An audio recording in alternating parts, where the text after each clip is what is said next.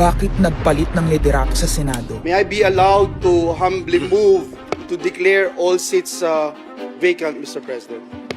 With 13 affirmative votes, 10 negative votes, and 1 abstention, the positions in all the positions in the Senate is hereby declared vacant. Bakit ito nilusob?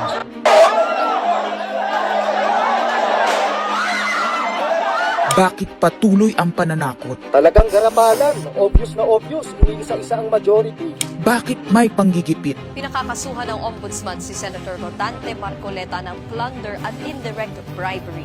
Bakit may pambabaluktot ng kwento? Nililito nila ang publiko. Ang kainan ay naganap alas 4 ng hapon. Ang barilan alas 7. Pinagmamalaki nilang may nangangamusta. Si Camille Villar ang unang nag-update. Saka sila nagsi-reply. Last convo, 4 p.m. Next chat, 10 p.m. Bakit may demolition job? Bakit may pait? Bakit hindi matanggap? Napakaraming bakit.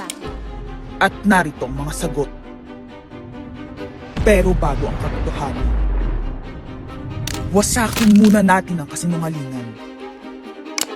I, Alan Peter Schramm Cayetano, having been elected to the position of Senate President, Hindi nagpalit ng liderato para sa impeachment. Hindi totoong pinapakalat ng mga nabulaga. Ito this time, medyo nagkabulagan. Ang impeachment ay labanan ng numero. Hindi ang mga Duterte aligned ang dapat mangamba, kundi ang mga sa umpisa pa lang ay may hatol na. Ang sinasabi, sir, ng ibang mga kritiko, itong Senate leadership shake-up ay tungkol lang daw sa impeachment. Lahat na i-connect. As I told you, may 12 kami. Si Bato is 13. So kahit nawala naman siya, ang pinag-uusapan dito is whether or not you will be able to get 16 votes. Hindi siya ang pagmumulan ng 16 votes. Wala siya doon eh. 12 kami. Bakit kami magkuku? May 12 na kami kung ang pinag-uusapan lang natin eh, impeachment. Actually, 9 lang ang kailangan para ma-dismiss. Yes, 12 kami. So it's more than the required votes. But that's not the point. Ang ano kasi pinipilit nilang i-connect doon. Kaya ako natatawa. Where is the connection there? Gusto pang ipa-inhibit ang mga tinatawag nilang Duterte-aligned senators. Nananawagan pa ng partial kuno at pagiging patas. Pero sa publiko, may mga pahayag na hindi makakatakas. While VP Sara is in power, the threat of a full-blown Duterte comeback is still a very real and present danger. Bakit ganito ang desperasyon? Bakit hindi maikubli ang gigil? No. Bakit natataranta ang lahat? Mr. Speaker, I move to endorse to the Senate the resolution setting forth the articles of impeachment. Narito ang pagsisiwala. Noong April 22 sa Soler, nagkita si Tito Soto at House Speaker D para pag-usapan kung ano ang papakialaman sa 1987 Constitution habang nakaupo si Bongbong Marcos. Kasama ni House Speaker D ay si South Cotabato Congressman Ferdinand Hernandez. Kasama ni Soto ay ang dating Senate Secretary na si Mark Mendoza. Konas ang gusto nilang mode ng charter change. Muling isinusulong sa Kamara ang charter change o pag-amyenda sa konstitusyon sa pamamagitan ng Constitutional Convention. Is something big brewing inside the government to claims of a possible no-election scenario? Ang pag-aamyenda ng konstitusyon sa pamamagitan ng Constituent Assembly. At para makakuha ng suporta sa Senado at sa Kongreso, ito dapat ang mga nilalaman. Dapat ma-extend ang termino ng mga senador at congressmen na mawawala na sa pwesto by 2028. Ang eleksyon sa bawat senador ay magiging by region. Nagdiskusyon sila kung 2 o 3 senador per region. Kinumpute nila kung mayroong 18 regions, nasa 36 o 54 ang magiging senador. Lumutang din ang usapang para hindi makaporma si Inday Sara sa 2028, gawing 50 years old ang edad ng pwedeng tumakbo. Pero nagpanukala rin si Soto na pwedeng gawing 35 years old para kay Vico Soto. Dahil ipagmamayabang niyang kayang talunin nito si Inday Sara. Meron ako idadagdag, maganda, Vicky. Ibaba natin ang edad ng presidente to 35. Magagaling ang bata ngayon eh. Magagaling eh. Ibigay na natin sa mga kabataan na patakbo nitong bansa. Baka puro matinupay, mailagay natin. Baka sabihin nila, Senator Soto, this is to siguro allow your nephew, ba, si Vico na tumakbo.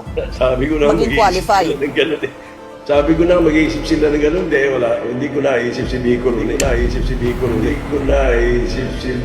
ron eh. Ang impormasyong ito ay mula mismo sa kasama sa meeting. Kasama din nila ay isang congressman, isang gobernador, isang retired military officer, isang dating may mataas na katungkulan, at 5 mula sa private at business sector. Kaya ba binaliwala ang panawagan ng taong bayan?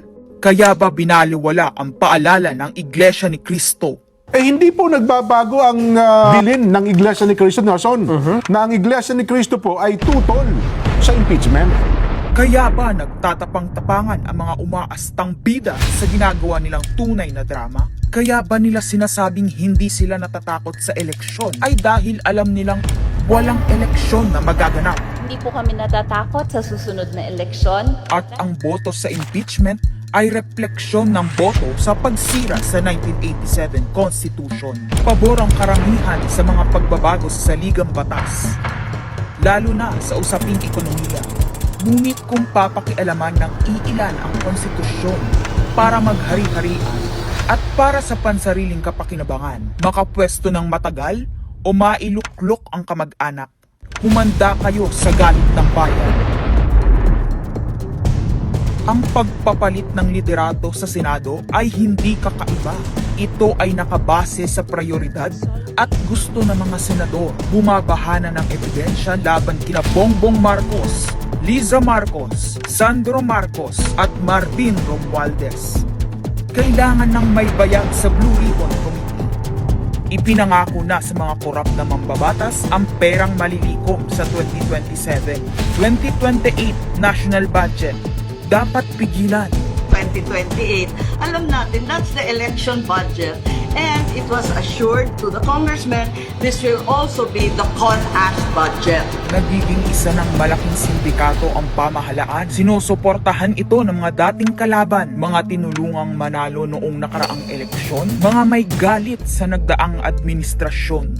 Lahat sila kasama ng pinakamalaking troll farms at ilang bahagi ng mainstream media ay pinagagana ng 2 bagay. Pera galing sa korupsyon, galit sa mga Duterte. Mahalaga ang liderato ng Senado para sa mga korap at nakasandal sa mga buwaya ng kapangyarihan. Ngunit mas mahalaga ito sa mga naninindigan na ang Senado ay bantayog ng konstitusyon na hindi dapat tinatakot, sinusuhulan at iniipit upang maging tau-tauhan. Maaaring hati ngayon ang Senado. Maaaring kanya-kanyang bersyon ng kwento. Wala nang pakialam kung ano ang totoo. Isa itong indikasyon na gumagana ang demokrasya. Kailangan lang maalala ng bawat senador na kahit sila ay may kapangyarihan, hindi dapat nila malimutan magpakatao. Sa kabila ng lahat ng problema, pinakamababang halaga ng piso sa kasaysayan, mataas na bilihin at gasolina, kawalan ng trabaho, halos wala nang makain, nagpapakamatay na mga magsasaka.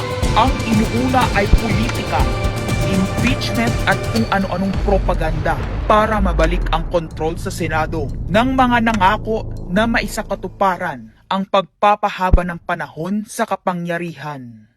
Kung magde-deny yung mga nandoon sa meeting na yon at pabubulaanan yung aking sinabi, then sasabihin ko kung sino ang nagsiwalat sa amin. Kasi magugulantang ang buong bansa pag siniwalat ko kung sino yung nagsabi sa amin.